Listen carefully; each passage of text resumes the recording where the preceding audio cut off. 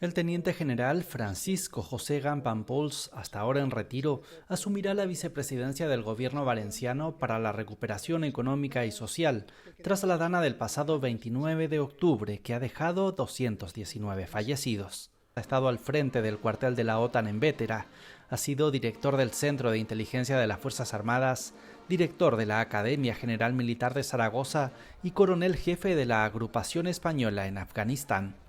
El nuevo vicepresidente tendrá entre sus funciones el diseño de un plan de recuperación y la coordinación de las labores de reconstrucción de las zonas afectadas, así como el desarrollo de un plan de protección para afrontar posibles catástrofes naturales.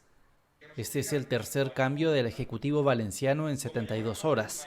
Este lunes, Mazón destituyó a la consejera Nuria Montes, criticada por su falta de empatía y sensibilidad, tras sus declaraciones sobre la presencia de familiares de víctimas de la dana en la morgue de la Feria Valencia. En su lugar asume Marian Cano como nueva consejera de Innovación, Industria, Comercio y Turismo. Licenciada en Derecho, es, desde 2015, presidenta ejecutiva de la Asociación Valenciana de Empresarios del Calzado.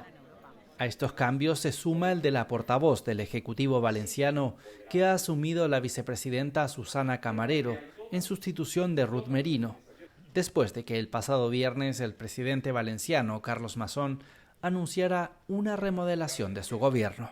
Desde la oposición, los socialistas valencianos y Compromís buscan fórmulas para apartar a Carlos Mazón del gobierno autonómico, aunque difieren en la forma. Los socialistas insisten en pedir al PP la destitución de Mazón.